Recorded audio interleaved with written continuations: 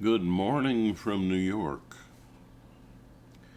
Today's topic: the empathetic echo mind, a philosophy of love and politics, mastering your drama, and curing the poisoning of democracy. That's quite a bit. Let's hope I understand enough of it that I can express it clearly. Taking it step by step. The echo mind. What do I mean by that? Well, in communication, whether inside your own imagination in your mind or between your mind and any other minds, there's an echo in the sense that when you push out a message, the message in your own mind is echoed back. And so when you reach out with love to someone else, you feel it yourself. When you reach out with hate, you feel that hate also yourself. So there's an echo there. We live inside our brain, inside our mind, and the mind, our brain, filters reality to help us, have the abilities to survive that we require, as a species. And so,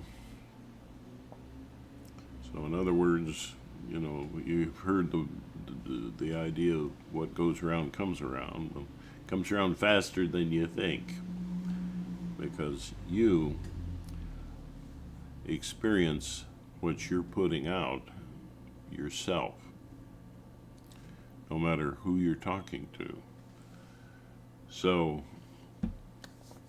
empathy is an attempt to get outside of yourself and your usual thoughts and ideas, and to embrace something wider, which might better include other people in your life.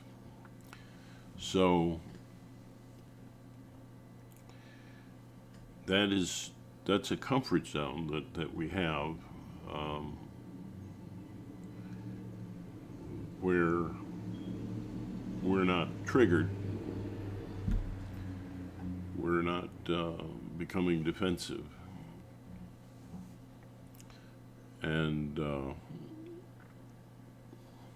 that lack of triggering, well, that's important to us. But the more we practice with empathy, the more that comfort zone grows.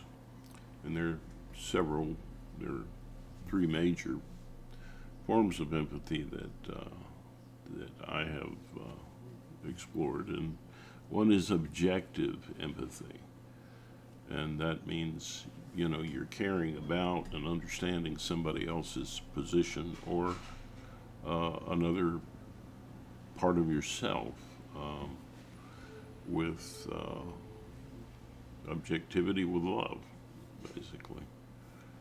And there's compassionate empathy, which lays the groundwork of our sense of what's good.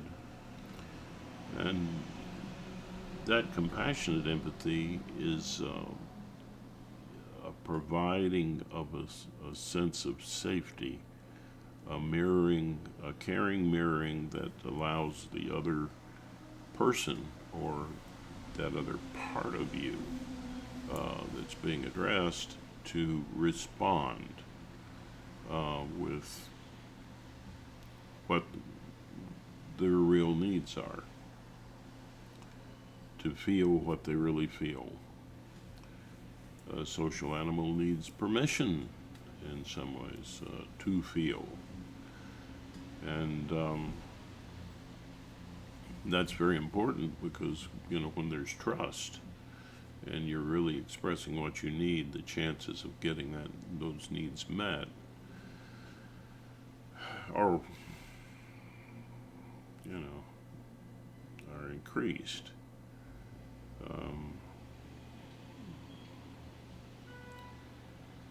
So then there's another form of empathy in which we actively try to see things from different perspectives and put these things together in a useful way, which is a kind of artfulness. And that also, all these things bring you out of your normal comfort zone, all right?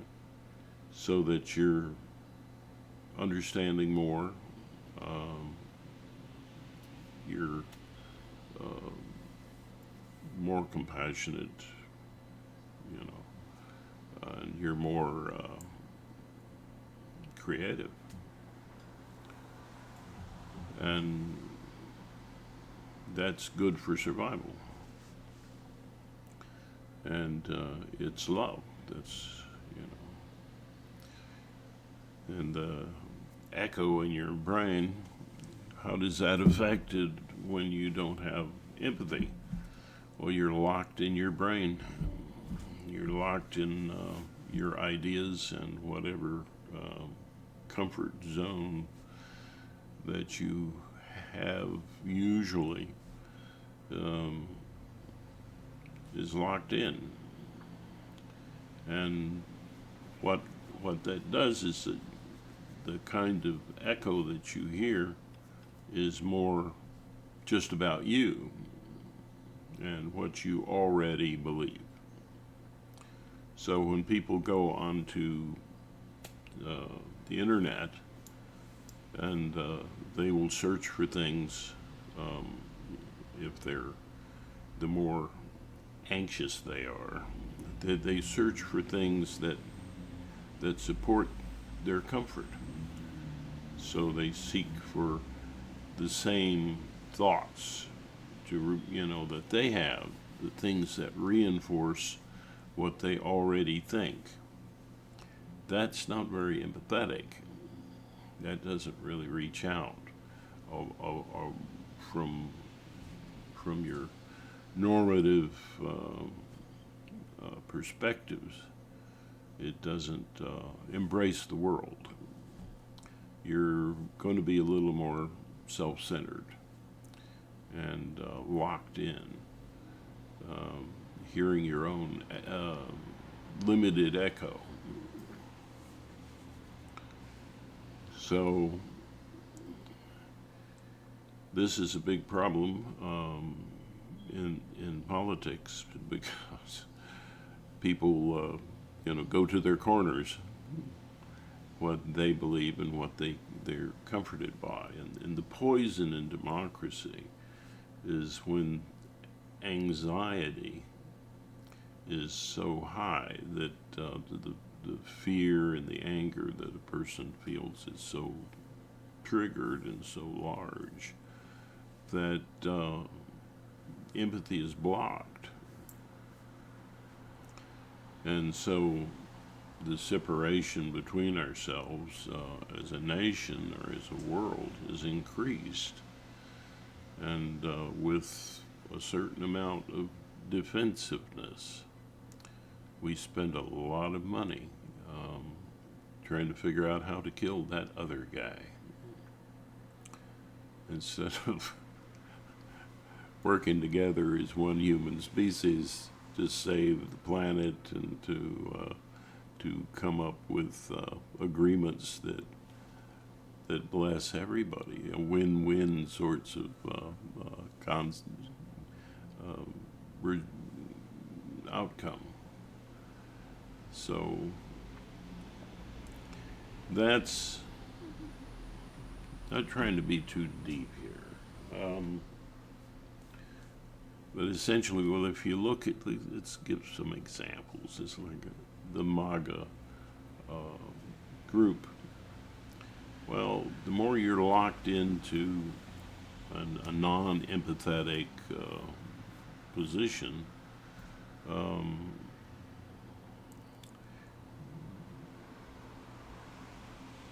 and you add to that um, anxiety and from and defensiveness. Um, the one plays off the other. I mean, anything that you don't think becomes threatening to you because you don't engage in an empathetic way and really truly try to share the feelings of others and their in the position or understanding of others. So, gets in the way. And the poison is from damaged faith and love, really. It's that as anxiety increases, as through the traumas of life, the more anxious we become, the more locked in we become, the more we want to see things just as we see them, and since those traumas are buried in the past, how can you not see those things and feel those things and resolve them, which once was impossible because you were in a helpless situation. That's what trauma is all about. It's not a trauma unless, or it's traumatic to the extent that you felt helpless. So, which reached an intolerable level and caused you to become more symbolic than real. Just distanced symbols of need that are unfulfilling and are at the basis of greed and power mongering. So you get trapped in that. And so if you're going to increase your comfort zone, you need the empathy. That is also healing. It tends to heal traumatic experiences when you have this kind of empathetic approach, not just between yourself and others in your daily life, but also in how you imagine things to be. Now, but this kind of philosophy or understanding is that when you're engaged within your mind, in your inner mind communication, that's really not just inner. It's not the whole picture of inner. Actually, all your life is inner. You're actually experiencing everything within the constraints of your brain. And essentially, that's you.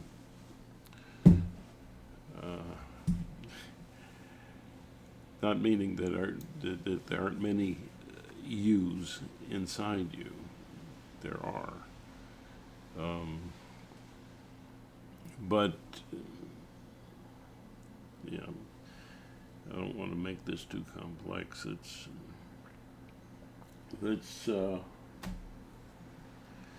Trauma's the problem, which I've discussed in this channel many times. And So that needs to be healed to have a healthy democracy. Because democracy depends on our getting along together and having empathy. Without empathy and getting along, democracy is threatened. Voices are not heard. Needs are not met. Efficient compromises are not attained. So I gave the example of MAGA and then brushed it away a bit. But MAGA, you see in that movement, there's this clinging to a false view of the past, which I started to explain earlier, that is, comforting because you don't want to feel what really was there because that triggers trauma inside yourself. It's based on helpless situations that were not integratable at the time. You could not feel what you feel in a real way. You couldn't feel the real needs and so on that were blocked as a result of this helplessness. Or to get away, or to fight back, or to get basic needs met. So, it's a trap. MAGA, it sees the past in a way that's glorifying it, way beyond what's needed. You hear the more progressive people who are less caught up in themselves, they see the past more accurately. And seeing the past accurately is going to be a poison. It's going to trigger people that are living in a lot of anxiety or suffering from a lot of damaged faith and love. And so you hear these things like, oh, the white children are feeling upset because you mentioned the realities of the past in which Caucasian people were enslaving other people and mistreating them. That's irrational. But that's the way you think. You're going to gloss over the whole thing. You're going to see the past in this positive way. Make America great again. Wow. It should be about the future, the present going forward, making America greater. Not great again. This going back to this safe, unreal picture of the past, and that's MAGA, and they're an expression of the damaged faith and love that poisons democracy. Good news is that empathy can be learned, and that we can progress. We can be more embracing, more of new ideas, of different ideas, of people who are different. It's a better way to live. It's healthier. So, let's see, how can I sum this up a bit?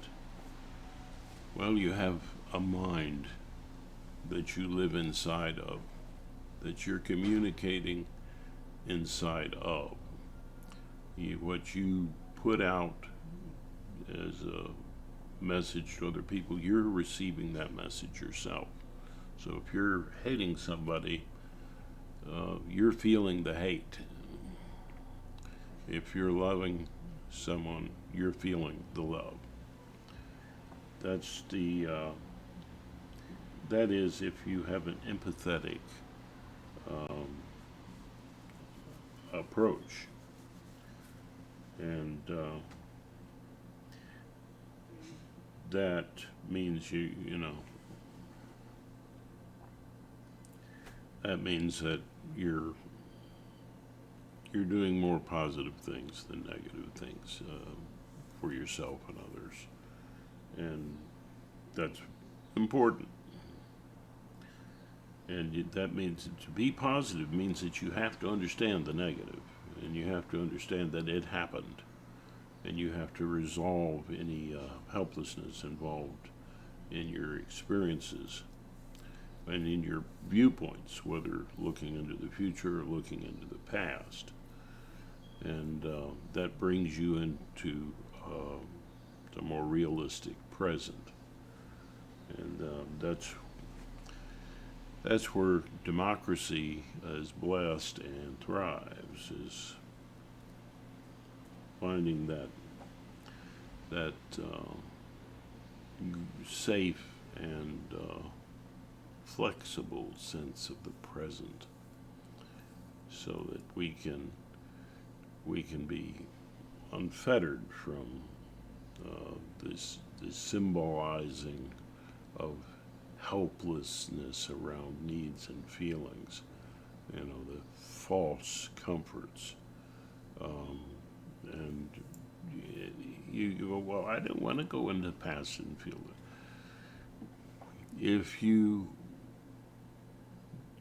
feel with empathy, if you approach yourself with various forms of empathy and increased inner awareness, you can handle the healing path, unless there's something more seriously wrong with you. If you have something that psychiatry says is a disease, well, you need to handle that first. But if you're relatively functioning, and then you should be able to grow your empathy and change your mind toward a more productive state. And I'm not preaching from on high here. We all suffer, and I have my own limitations. That's why I'm reaching out, trying to get more and more people on board with this philosophy. Myself and Mike and Alyssa so far are working on the channel, trying to make this message, and trying to help the love flow. So I've talked about the echo mind and the philosophy of love. What you give, you get. Whether in your own imagination, in your own mind, or in your own mind dealing with what's outside of your mind, your brain. And it's all still happening inside this area right here, between your ears. It's all happening in there. So there's kind of, you're in an echo chamber already. Empathy gets you out of the echo chamber. It expands the echo chamber in a positive way. So if you don't, your drama.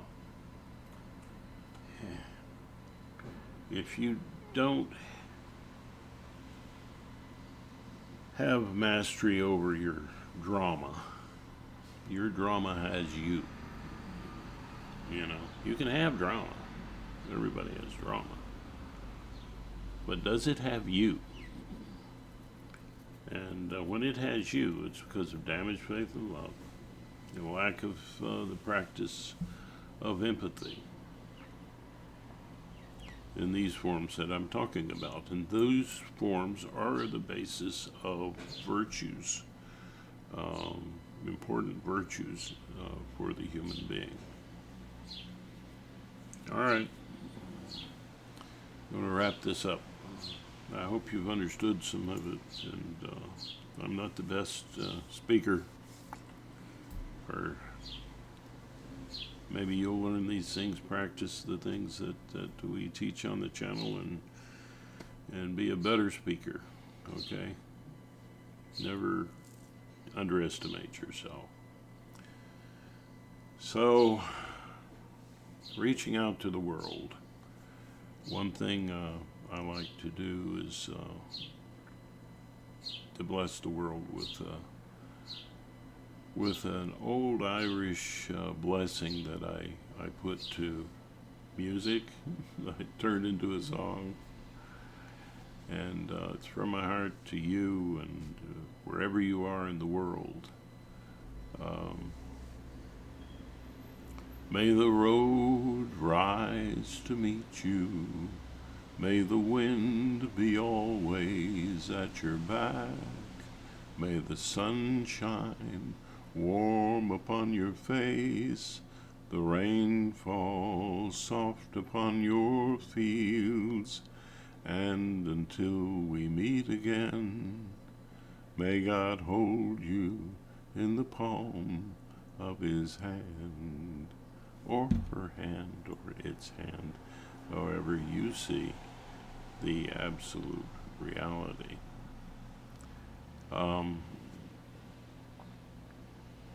Which is only meaningful through love. And you create that meaning in your life through love, and you can make a better day. And I hope you do.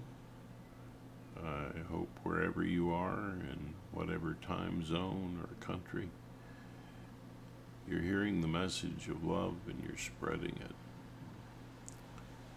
We can do better. We can save this planet. We can save each other. We can quit spending so much money trying to kill each other, and more time helping each other.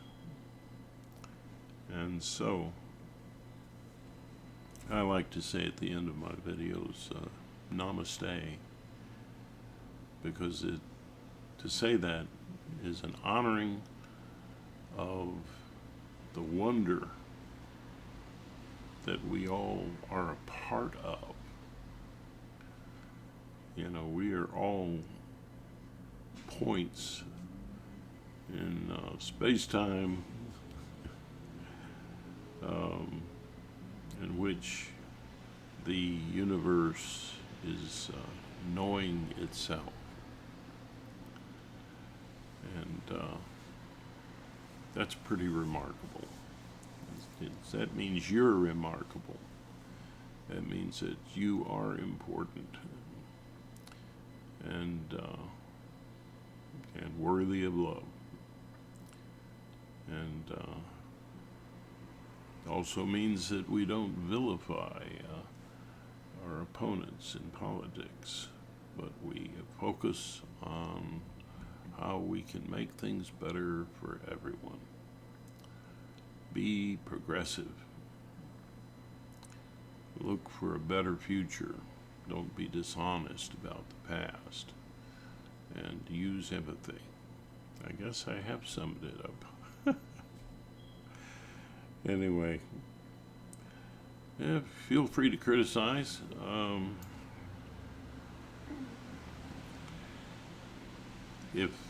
But not to troll. If you're just gonna do a winding, well, you know what I'm saying.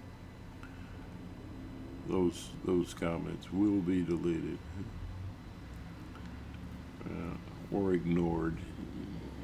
But if you have something constructive to say in any way, shape, or form, please comment and share um, the videos that we produce that you like, and don't share the others. Just share the ones you like if you like, and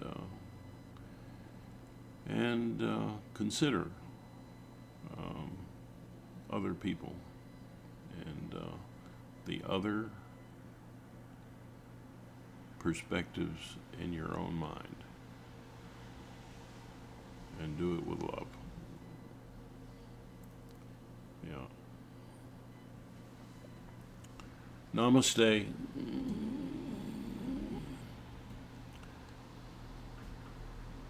And do make a better day today. We're all in this together. Another meaning of the word namaste.